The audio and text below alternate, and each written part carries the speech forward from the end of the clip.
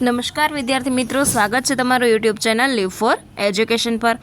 વિદ્યાર્થી મિત્રો, આજે આપણે વાત કરીશું હાલમાં તમારા Gujarat secondary and higher secondary board Gandhinagar દ્વારા જે ઇવેલ્યુએશન બેઝ તમને ક્વેશ્ચન આન્સર્સ અને ક્વેશ્ચન બેંક આપે છે એમના વિશે વાત કરીશું। સ્ટાન્ડર્ડ 11 જનરલ સ્ટ્રીમ સબ્જેક્ટ છે તમારો ઇંગ્લિશ, જેમની સેકન્ડ લેંગ્વેજ છે ઇંગ્લિશ, તેમના માટે છે। ઓકે, એન્ડ મેક્સિમમ માર્ક્સ તમને 25 મળી રહેશે। આ માટે તમને સમય 1 કલાકનો મળી રહેશે। ઓકે, તો ચલો નેક્સ્ટ આગળ જોઈએ હવે। સો અહીંયા તમને થોડીક ઇન્ફોર્મેશન પણ આપેલી છે।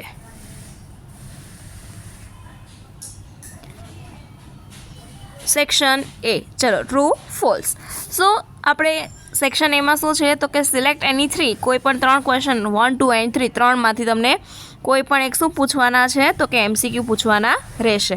ચલો સ્ટાર્ટ કરીએ MCQ answer question number first.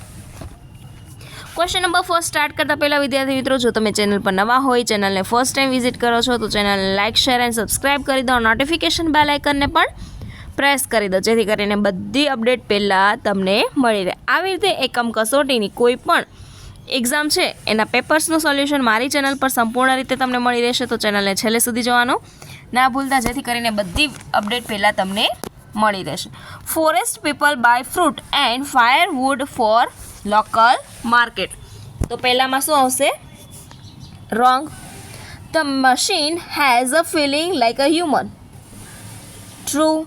The machine are children of our brain, the machine neither love or pity, right. 5થમાં પણ રાઇટ, 6થમાં પણ રાઇટ, 7થમાં પણ રાઇટ। ઓકે, આગળ ક્વેશ્ચન નંબર 8। સો 8માં રોંગ, 9થમાં રાઇટ, 10 નંબર રોંગ। ઓકે, ચલો હવે આગળ જોઈએ ક્વેશ્ચન નંબર 117।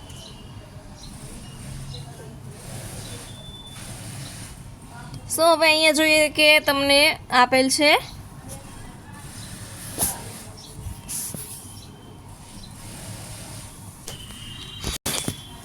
નેક્સ્ટ આગળ જો અહીંયા તમારે કોઈ બી નિયરેસ્ટ મિનિંગ લખવાના રહેશે। ઓકે, પહેલું છે endure, ensure, tolerate, refuse and treasure, તો આન્સર આવશે એન્શ્યોર।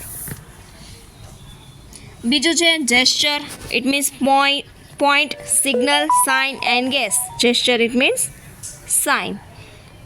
વ્રોટ, તો આમ આવશે shape, cut, fade, put. Okay, vanish, run away, sorry disappear આવશે, વેનિશ ઇટ મીન્સ। સો અહીંયા તમને આવી રીતે ઓપ્શન આપેલા છે। ઓકે, હવે નીચે ડાયલોગ કમ્પ્લીટ કરવાનો રહેશે, જેમાં ફર્સ્ટ છે જ્યોતિ ગિવિંગ અ સજેશન, સજેશન્સવાળું આપણે સેન્ટેન્સ ફિલ કરવાનું છે। I feel uneasy today, Jyoti. Please go and take rest at home, don't work hard continuously, if you are sick you can consult a doctor, you ought to take a rest today। સો અહીંયા suggestion આપે છે, તમે જો તું બીમાર હોય તો doctor પાસે જા, ઓપ્શન સી। આગળ છે Rakesh, why do you praise Viraj? Blank comparing person, Virat play nicely, he play faster than the most of the players, Virat play tactfully in every match, Virat's batting appeal to everyone, so I praise him a lot। so અહીંયા શું આવશે? D। next છે Jenny, why didn't you attend the seminar?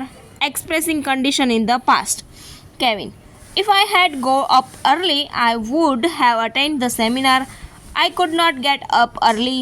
I went to Baroda, so I didn't attend the seminar. Sorry, I had a headache. So અહીંયા expressing past condition બતાવતું words છે, તો શું છે? સી છે કે ભાઈ એને શું છે, બરોડા ગયો હતો એટલા માટે સેમિનાર અટેન્ડ કર્યો નથી। સો અહીંયા તમને આવી રીતે કમ્પ્લીટ પેપર છે, સેક્શન બી છે। સેક્શન બીમાં પણ ક્વેશ્ચન 9 to 10 શું આપેલા છે? Rarely extract and answer the question given below each, select any one. So અહીંયા નીચે તમને ટોટલી પેરેગ્રાફ અને પેરેગ્રાફ પરથી ક્વેશ્ચન્સ આન્સર્સ આપેલા છે. ઓકે,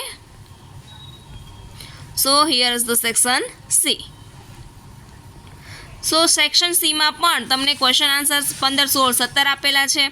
ઓકે, અહીંયા તમને આખો પેરેગ્રાફ છે. પેરેગ્રાફ ઉપરથી તમારે 3 ક્વેશ્ચનના આન્સર લખવાના રહેશે. ઓકે, સો સેક્શન ડી છે. સેક્શન ડીમાં પણ સેમ અહીંયા તમને ડાયલોગ કમ્પ્લીટ ઇનડાયરેક્ટ સ્પીચમાં આપવાના છે, જે તમારે ડાયરેક્ટ સ્પીચમાં આપેલા છે ને ઇનડાયરેક્ટ સ્પીચમાં કન્વર્ટ કરવાના રહેશે. ઓકે, સો અહીંયા તમને ટોટલ 6 છે. 6માંથી તમે કેટલા લખવાના રહેશે? તો કે 6માંથી તમારે કોઈ પણ એક લખવાનો રહેશે. અને એના માર્ક્સ કેટલા છે? તો કે 4 માર્ક્સ રહેશે. ઓકે, ક્વેશ્ચન નંબર 18 છે. હવે આગળ જોઈએ સેક્શન ઈ. સેક્શન ઈમાં સિલેક્ટ એની વન. કોઈ પણ તમારે એક ઇન્ફોર્મેશન સિલેક્ટ કરી અને એને ટ્રાન્સફર્સ કરવાની છે અને convert noble data into a verbal ડિસ્ક્રિપ્શન્સ.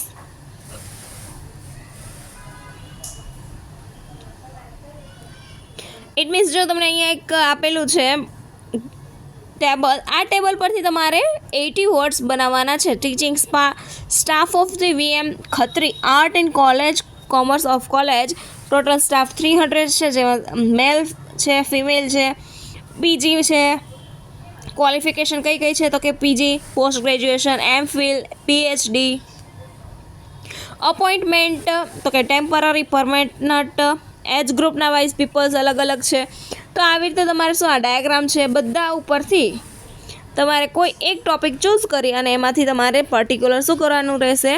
તો કે એ ટેબલ પરથી તમારે કમ્પ્લીટ પેરેગ્રાફ રાઇટિંગ કરવાનું રહેશે. So students, here is the question paper of standard 11 commerce second language paper. Okay, this is the practice paper.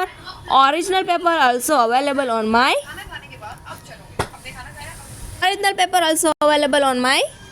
channel. So go and visit the Live for Education's